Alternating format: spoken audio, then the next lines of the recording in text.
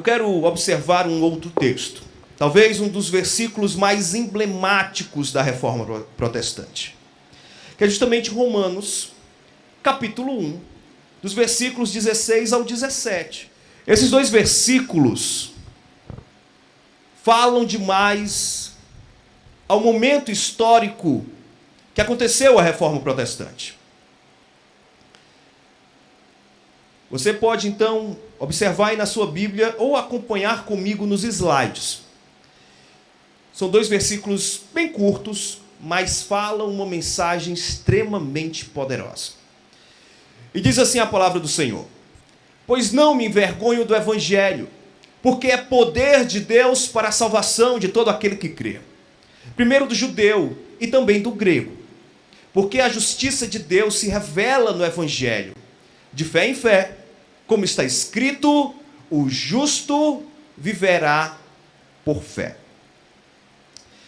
É interessante vermos essa questão sobre a salvação. Quando nós falamos de fé, nós falamos de salvação, nós falamos de vida eterna. E algo que acontecia muito ali nos dias da Idade Média, e que até hoje é algo que é muito difundido na religiosidade do povo, é a ideia do sinergismo e do purgatório. E que palavrinha estranha, sinergismo. Mas sinergismo fala de algo extremamente errado. Fala da salvação, mas não fala que essa salvação vem apenas de Deus. Sinergismo vem da ideia de sinergia, de parceria. É o homem em parceria com Deus para se chegar à salvação. Por isso, então, vem essa ideia de uma parceria, de uma sinergia. E a doutrina romanista, e temos que falar sobre ela, porque o contexto da Reforma Protestante fala sobre o romanismo, eles vão interpretar uma passagem, de Mateus capítulo 5, versículo 48, que diz que sejam perfeitos assim como Deus é perfeito.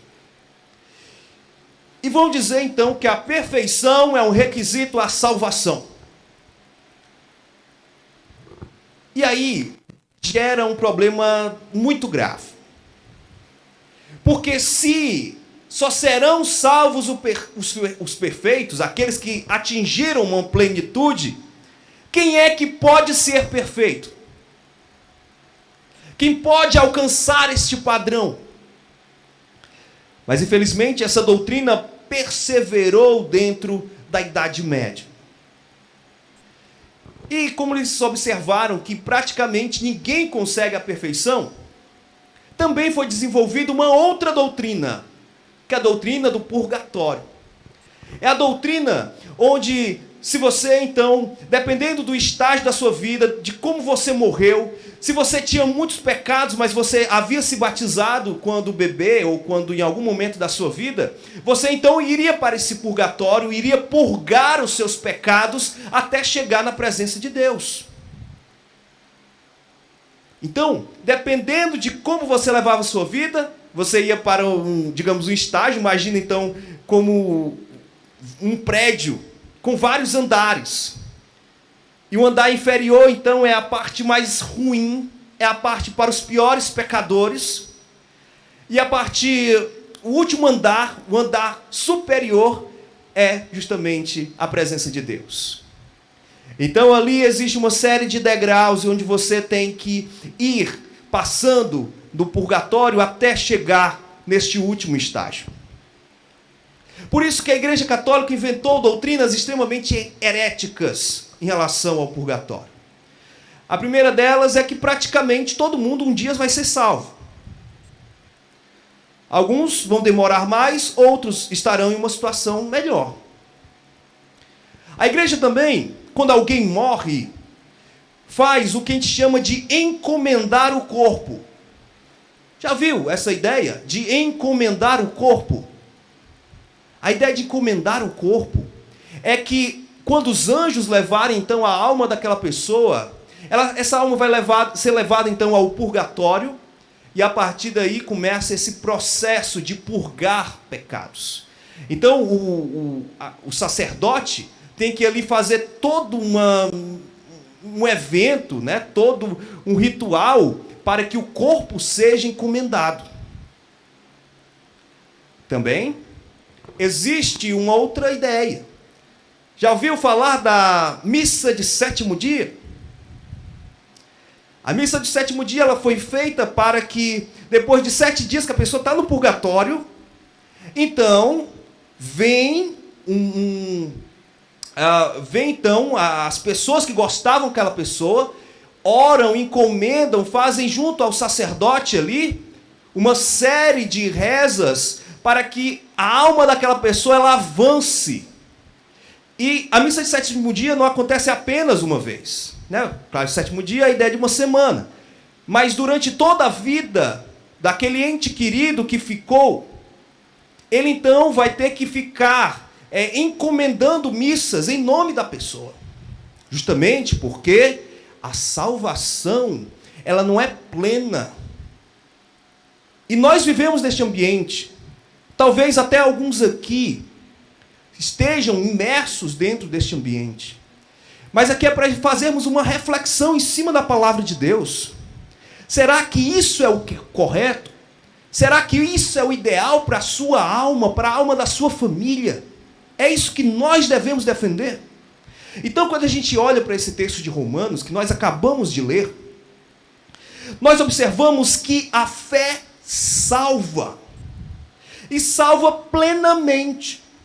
Então, Paulo, em Romanos, coloca a fé como o único requisito para que alguém consiga chegar à sua salvação. Fala que isso, tanto para judeus como para gentios, era o requisito para se chegar na presença de Deus. E sabemos que esse ambiente onde os romanos estavam era um ambiente de perseguição contra os impérios que estavam naquele mundo. Mas, independente do que eles estivessem passando ali em Roma, crer no Evangelho era central para se garantir a vida eterna. Então hoje, nós vamos falar do segundo pilar da Reforma Protestante. E o segundo pilar da Reforma Protestante é somente pela fé. A salvação da sua vida, a salvação eterna, é somente pela fé. E vamos entender então o primeiro aspecto disso. A fé, ela está centrada em Cristo. A fé está centrada no Senhor Jesus Cristo. Diz assim o versículo 16, a primeira parte dele. Pois não me envergonho do Evangelho. Ele já começa com essa frase, eu quero destacar inicialmente esta frase. Por que Paulo vai falar, então, não me envergonho do Evangelho? Já parou para pensar nisso? Não me envergonho do Evangelho. Ele está falando aqui uma série de coisas e no versículo 16 ele diz, não me envergonho do Evangelho. E algo aqui muito claro. Várias pessoas estavam com vergonha do Evangelho. Várias pessoas estavam realmente tímidas quanto à ideia da salvação e da pregação da salvação. Então Paulo, ele está falando aqui para a igreja de Roma que ele tem vontade de visitá-los. Os versículos anteriores falam que Paulo deseja realmente visitar aquela igreja. Só que aquela igreja está imersa em perseguição. É a perseguição dos judeus, né, dos judeus que não eram convertidos, então eles perseguiam a igreja. O Império Romano já estava ali embrionariamente perseguindo cristãos. Então havia todo um contexto complicado, perverso para o cristianismo. Mas Paulo, ele começa então a indagar que ele não se envergonha do Evangelho. Será que nós hoje temos vergonha deste Evangelho? Será que nós temos vergonha de pregar o Evangelho? De comunicar o Evangelho às pessoas, explicar o Evangelho às pessoas? Mas uma segunda questão é o próprio Evangelho. O que é o Evangelho? É muito interessante que essa ideia Evangelho, ela vem justamente do contexto romano. Quando nascia um novo imperador, este imperador, então, era feito ali, os poetas da época faziam o que chamamos de evangelho, que era uma literatura que exaltava a figura do imperador. E quer dizer o seguinte: a partir do governo deste imperador, o mundo todo vai mudar, a história vai mudar, todas as coisas serão diferentes. Então havia esses poetas contratados para fazer então esses evangelhos. Mas será que um homem como Nero, um homem como Cláudio, imperadores perversos, Calígula, um homem extremamente moral, até mesmo os outros, Júlio César, que não foi um imperador, mas era um grande general, Augusto, estes homens, simples homens que morreram como todos os homens, será que eles tinham algum poder para transformar a história? Não. Havia uma idolatria na figura do imperador, mas a idolatria era mentirosa. Justamente porque estava falando de um homem como qualquer outro. Mas a ideia do evangelho, que foi pega ali justamente pelo Novo Testamento, é maravilhosa. Porque o Novo Testamento pega emprestado essa ideia e diz: olha, imperadores não são nada. Esses imperadores de Roma parecem ser muito fortes. Eles realmente, por meio da guerra, venceram meia parte do mundo.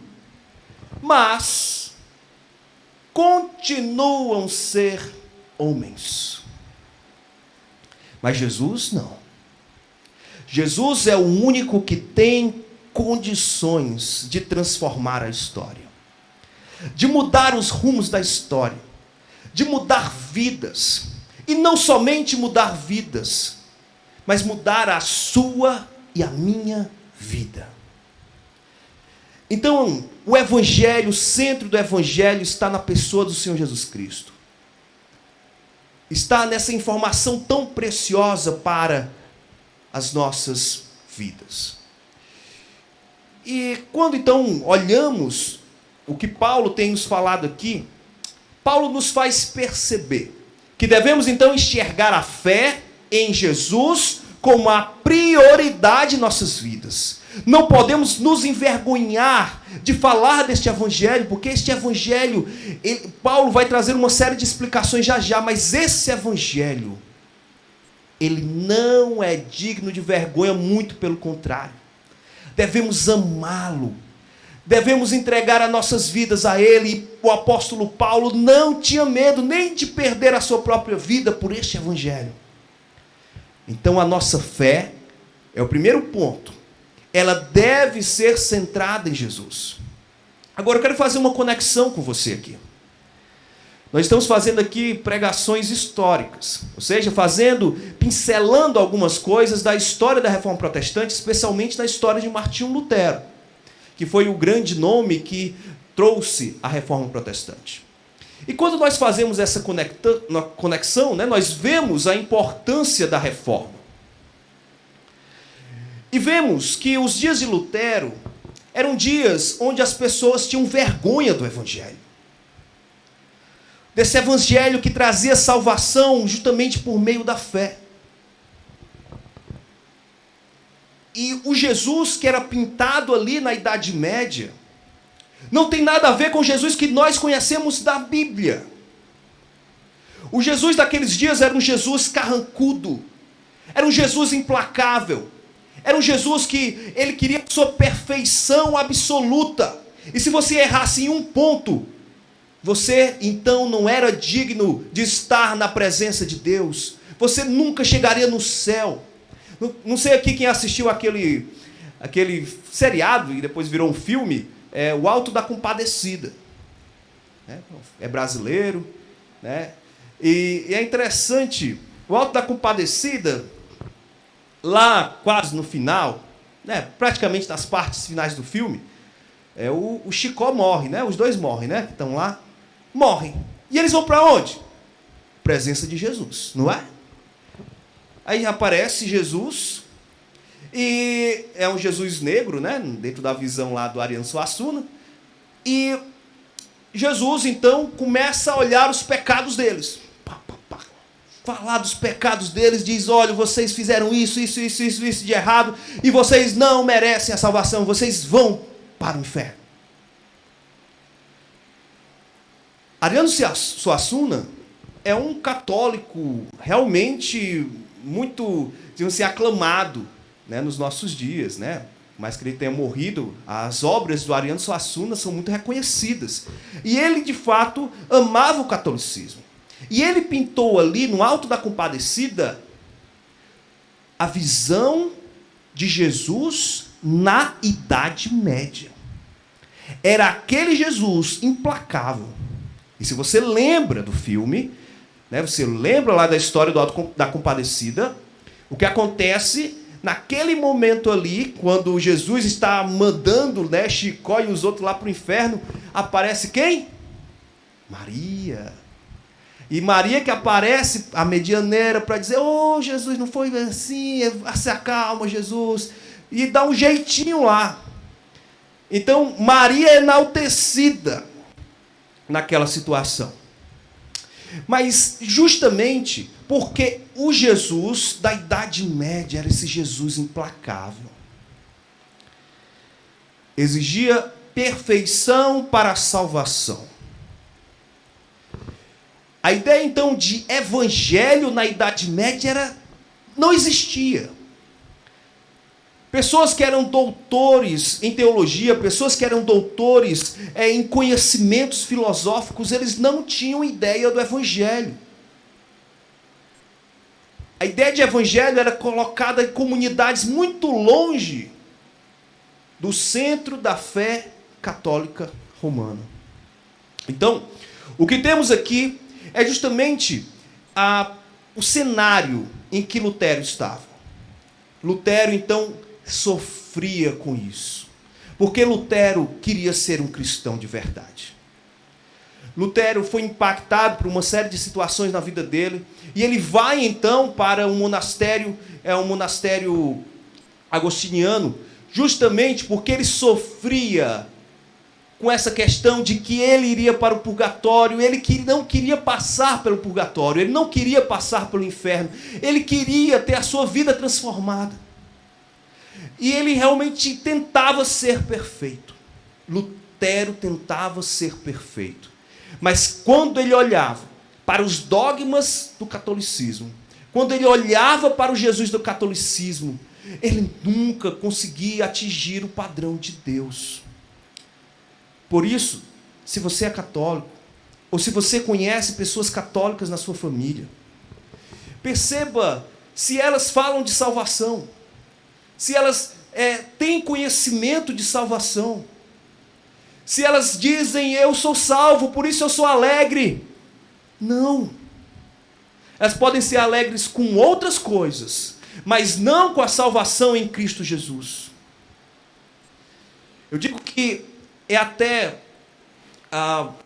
libertador quando você traz essa informação para um católico verdadeiro, aquele que realmente faz de tudo para atingir o padrão que a igreja romana exige. Então, Lutero vivia e sofria com essa questão. Havia uma vergonha do evangelho no meio da Idade Média. Mas, para avançarmos, precisamos falar que a fé é o requisito da salvação. Vimos que a centralidade da fé é o evangelho, é Jesus, o sacrifício de Jesus, mas agora a fé é o requisito para você se salvar. É o requisito da sua salvação. Então, o versículo 16, agora completo, né? Vamos nos focar na segunda parte desse versículo, quando diz assim, pois não me envergonho do evangelho, porque é o poder de Deus para a salvação de todo aquele que crê, primeiro do judeu e também do grego. Perceba algo aqui interessante. Por que Paulo não se envergonha do evangelho? Porque o evangelho é poder espiritual, é poder que transforma vidas. É poder que muda situações de vida. Paulo não se envergonha deste evangelho, porque o evangelho é a única maneira de chegarmos na presença do Senhor. Então, o evangelho é o poder que traz salvação para todo aquele que tem fé. A ideia de fé é uma ideia de confiança, uma ideia de entrega, uma ideia de viver exatamente sem dúvidas nenhuma do que é que Jesus fez nas nossas vidas, daquele que é transformado, daquele que é salvo. Então, poder de Deus para todo aquele que tem fé. É interessante que Paulo fala primeiro do judeu e também do grego. E por que Paulo usa esses dois povos assim? Porque Paulo vai pegar primeiro o judeu. O judeu, que era o povo, digamos assim, que tinha uma moralidade muito alta. Nos dias ali de Roma, naquele período ali, os judeus eram extremamente éticos. Eles tinham uma religiosidade muito alta. Eles aparentavam serem boas pessoas. Pessoas que não parecem ter erros. E eles buscavam muito isso. Mostrar ali uma imagem justamente impecável. Só que nós também observamos aqui o grego. E quando é falada essa ideia do grego, Paulo não está aqui denegrindo. Paulo não está aqui mostrando os aspectos negativos da Grécia, os aspectos negativos do povo grego. Não. Ele está pegando algo aqui que é muito importante. A inteligência dos gregos. A inteligência da filosofia grega. Esses pais da filosofia ali clássica, que nós conhecemos os principais, mais facilmente, Sócrates, Platão e Aristóteles. Então nós vemos Paulo aqui exaltando duas pessoas, dois grupos, judeu e o grego. Pessoas que tinham boas habilidades. Um era extremamente ético e o grego era extremamente sábio dentro dessas questões filosóficas. Mas Paulo, ele não usa aqui a primeira vez, ele já tinha usado, ele vai falar várias outras vezes dentro de Romanos. Mas por que ele usa esses dois termos?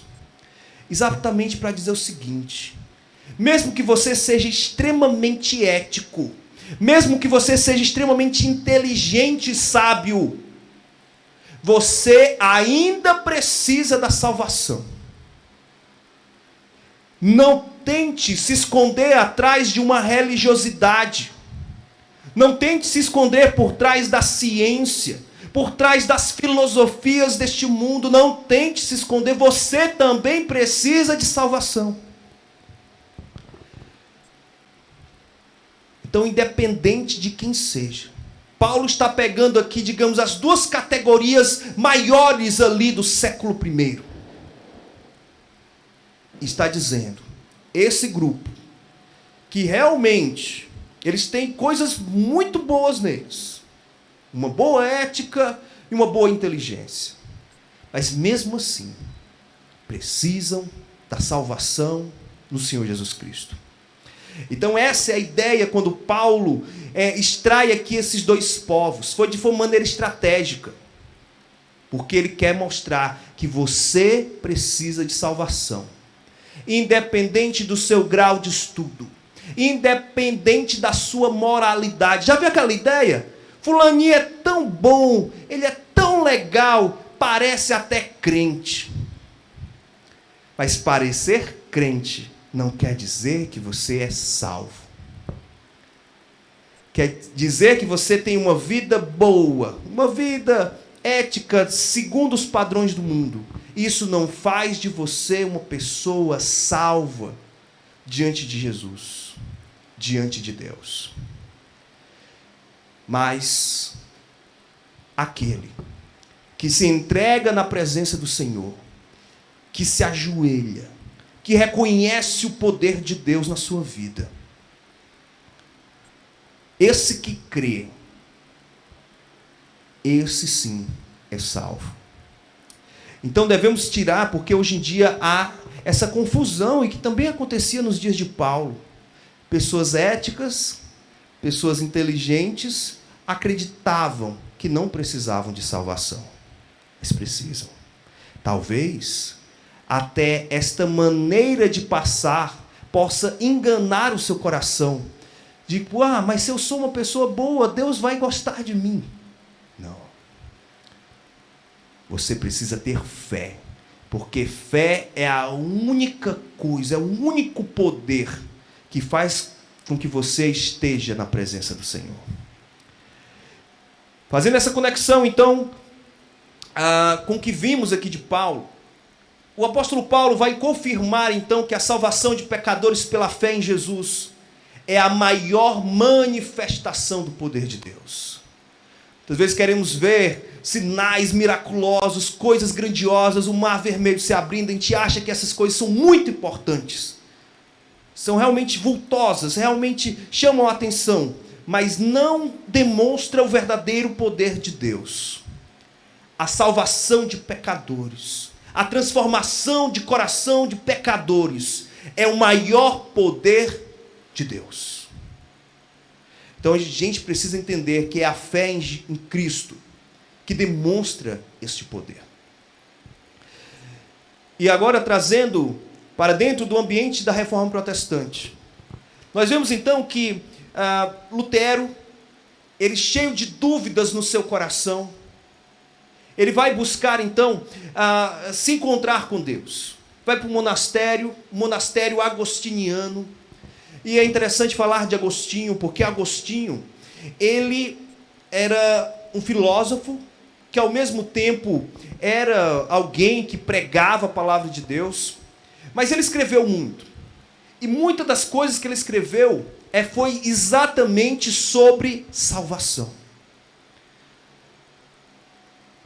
Muita coisa de Agostinho, por mais que nós não fechamos completamente com Agostinho, mas há muita coisa de Agostinho que é maravilhosa, que nós devemos realmente nos debruçar.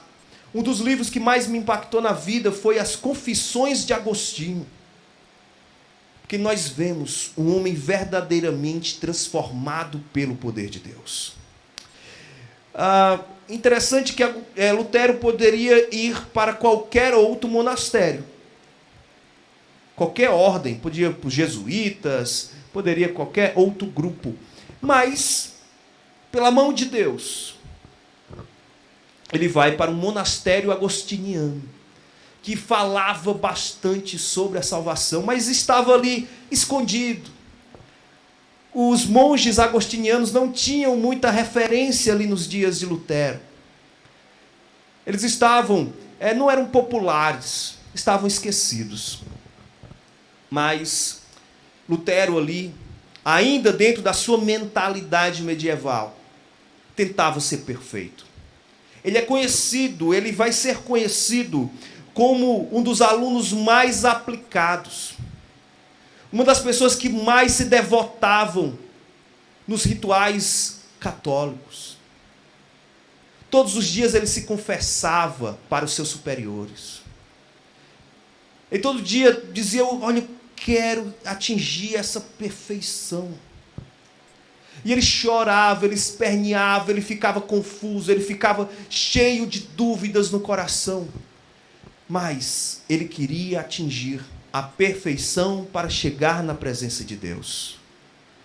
Mas isso estava levando à loucura. Porque quanto mais ele tentava, mais ele olhava para a face de um Jesus implacável, de um Jesus que não aceitava a tudo aquilo que ele estava fazendo. Então ele estava sempre infeliz, porque não conseguia atingir este alto nível de perfeição. E aí nós rumamos agora para o nosso final. O terceiro ponto e terceiro aspecto que eu quero trazer aqui sobre fé é que fé traz paz ao cristão. A fé abranda o coração do cristão. Vamos entender um pouco mais sobre isso. Romanos capítulo 1, versículo 17 diz assim: porque a justiça de Deus se revela no Evangelho, de fé em fé. Como está escrito, o justo viverá por fé. Este é o versículo da Reforma Protestante. Porque a justiça de Deus se revela no Evangelho, de fé em fé, como está escrito, o justo viverá por fé. Algumas questões que nós devemos aqui entender. Primeiro ponto, está falando aqui da justiça de Deus. Vamos pegar aí a ideia de um Deus implacável, de um Jesus que não aceita nada. Um Jesus que tem um padrão tão alto que os pecadores querem tentar chegar à sua presença, mas não conseguem. O Deus pintado ali na Idade Média é exatamente um Deus implacável.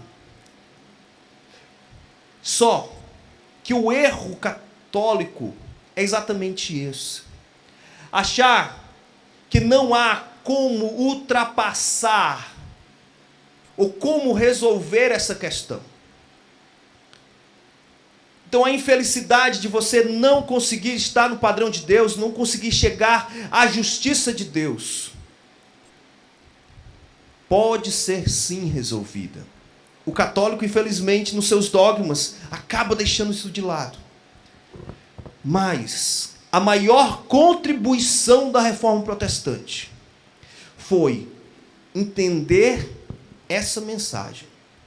Sim, a justiça de Deus ela é perfeita. A justiça de Deus mostra um padrão elevado de um Deus justo, de um Deus que não coaduna com o pecado. Porém, a maneira que você tem de resolver esse conflito está no Evangelho. Porque na cruz de Cristo, no sacrifício de Cristo, a justiça de Deus ela é atendida. Na cruz do Senhor Jesus Cristo, o padrão de Deus ele é alcançado por causa do sangue de Cristo. Isso é algo que Agostinho já tinha falado, mas ficou esquecido por mais de um milênio. Então, o nosso texto, e Paulo vai mencionando aqui de fé em fé, ou seja, cada coração convertido vai entendendo algo que está lá em Abacuque. Abacuque fala, o justo viverá por fé. Então é interessante que Paulo, ele vai lá no Antigo Testamento, em um texto que parece não falar muito sobre fé, mas Paulo foi muito sábio em usar Abacuque. Porque Abacuque fala justamente de um evento que estava para acontecer ali nos dias de Judá. Vocês devem lembrar que Nabucodonosor era o imperador ali da Babilônia. E ele havia decidido exterminar o povo de Deus, acabar com Israel, acabar com Judá. Ele já tinha dito isso. E Abacuque então ficou extremamente angustiado. Não havia paz no coração de Abacuque. E ele então, no seu livro, nas suas profecias, ele faz perguntas a Deus. Senhor, por que estamos vivendo isso?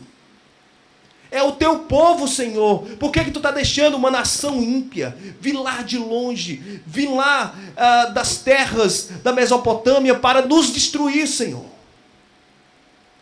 E aí Deus vai responder. Vai dar uma série de explicações, mostrando a infidelidade, a idolatria de Israel. Mostrando que Israel havia abandonado o caminho do Senhor e por isso Deus estava usando a Babilônia, usando Nabucodonosor para trazer justamente juízo para Israel. Mas não fica apenas nisso. Mas, ao mesmo tempo que Babilônia é usada por Deus, os babilônicos são infiéis. Os babilônicos são idólatras. E os babilônicos também serão julgados segundo o padrão de Deus. E no capítulo 2 de Abacuque é mostrado exatamente essa ideia. Que Deus vai mostrar um caminho de destruição para a Babilônia.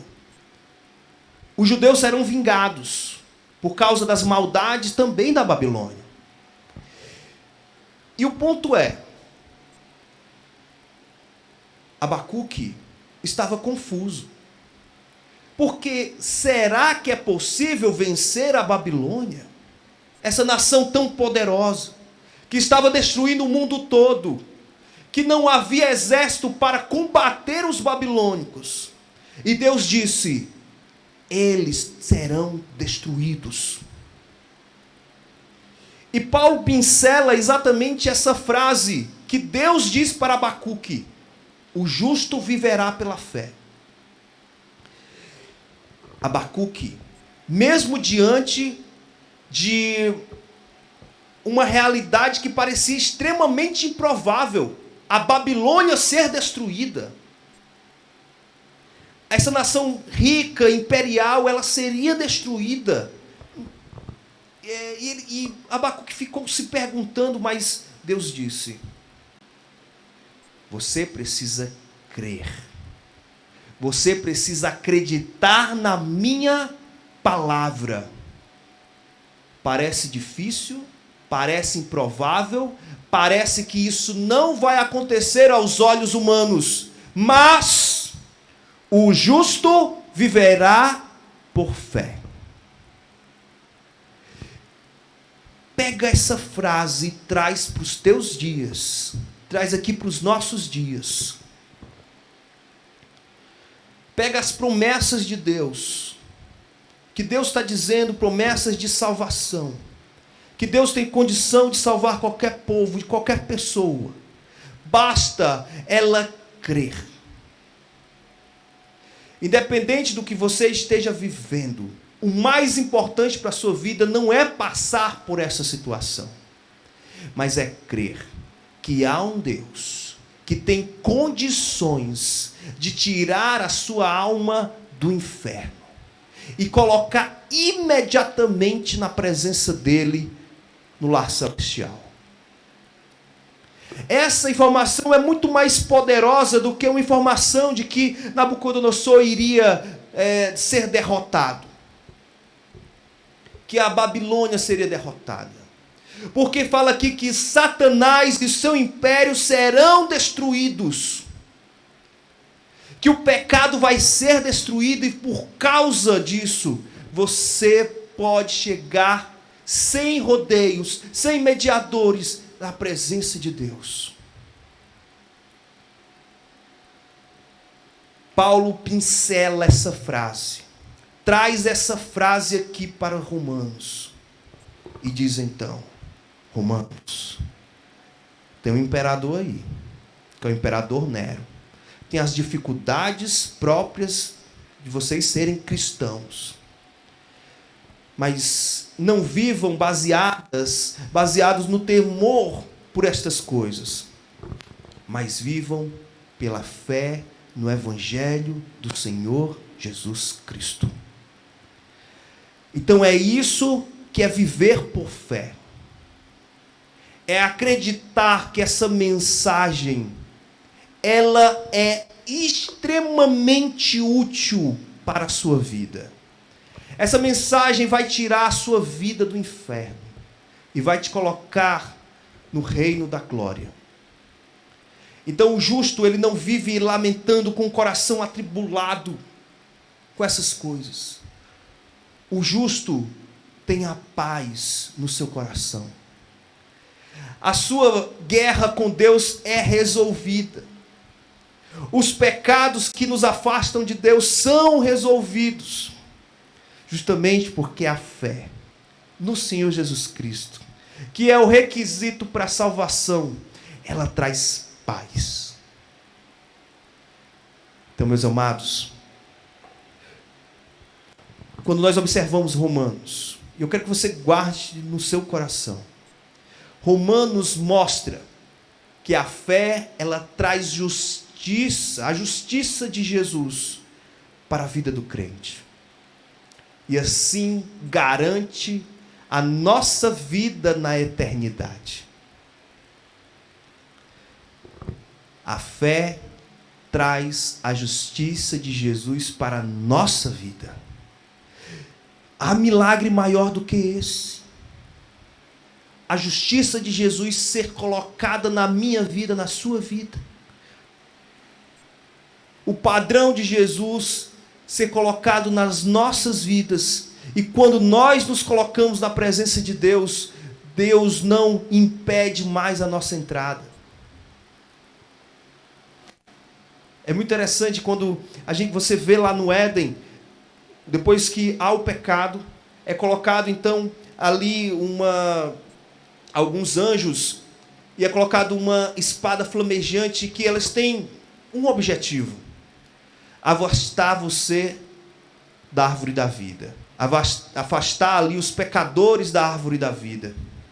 Mas quando nós vamos lá para Apocalipse, nós temos a árvore da vida e os crentes comendo e tendo comunhão ao lado da árvore da vida. Por que que isso acontece? Porque existe essa visão maravilhosa lá na eternidade.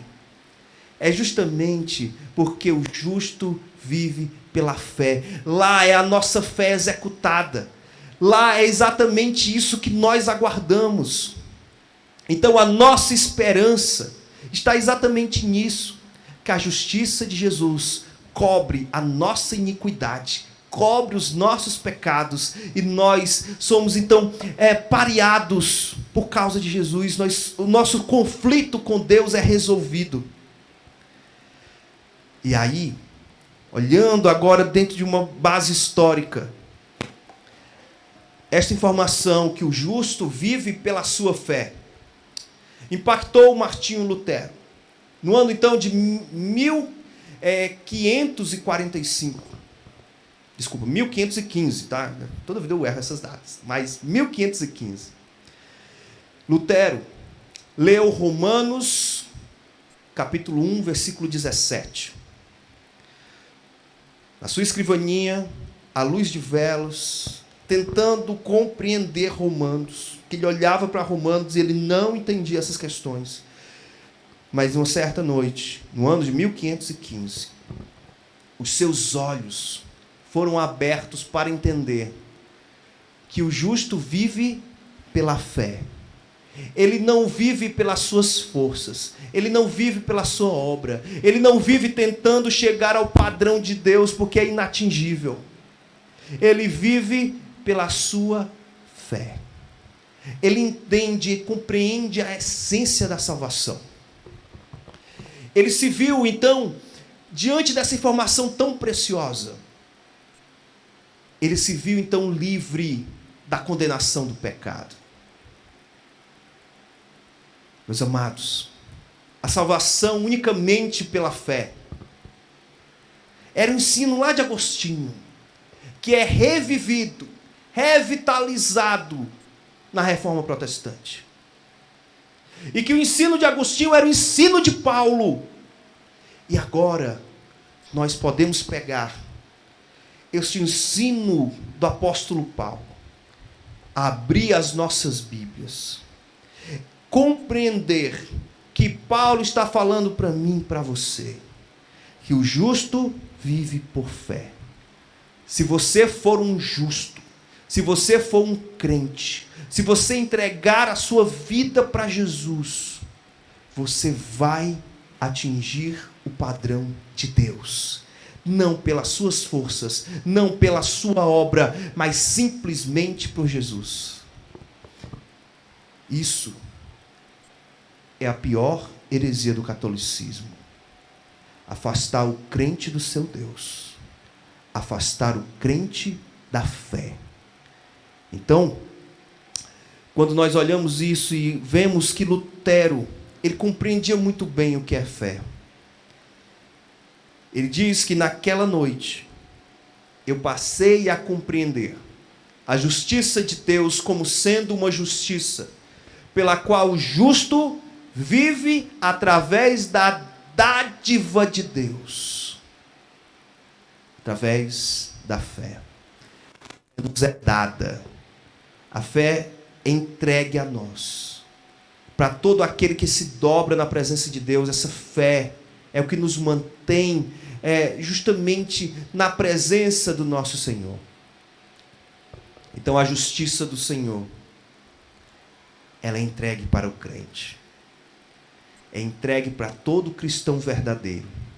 E todo cristão pode então ser alegre, ser feliz, mas não mais ali recluso, sem conseguir atingir o padrão de Deus, tentando fazer uma parceria com Deus. Como é que você faz uma parceria com Deus? Um Deus infinito, que exige a perfeição, e você é um pecador miserável, você não consegue. Mas, se você se dobra, se você crê, a sua vida é transformada. Você é colocado, então, na presença do Senhor pela eternidade. Então, algumas questões que nós podemos refletir e aplicar nas nossas vidas. A primeira delas é que o Evangelho é centrado em Jesus. O Evangelho centrado em Jesus é o conteúdo principal da fé cristã. Então, o Evangelho fala de Cristo, fala de um sacrifício por amor, e por conta desse amor, nós podemos então compreender a fé, a natureza da fé. Mas também a religiosidade, a religião vazia que tenta chegar através de princípios e de ritos religiosos à salvação. Nunca, ninguém através de religião vai conseguir garantir sua salvação. A sua salvação só é possível se você crer de todo o coração no Senhor Jesus Cristo. Se essa informação transformar a sua mente e o seu coração. E uma terceira questão é que a fé, ela traz paz para a nossa alma. Pois a justiça de Deus, ela é aplacada quando nós aceitamos Jesus. Nós atingimos o padrão de Deus. Não por nós mesmos, não por causa daquilo que nós fazemos nesta vida, mas simplesmente porque Jesus nos salva. O poder de Jesus tem esse resultado, que é aplacar a ira de Deus que está sobre o nosso pecado.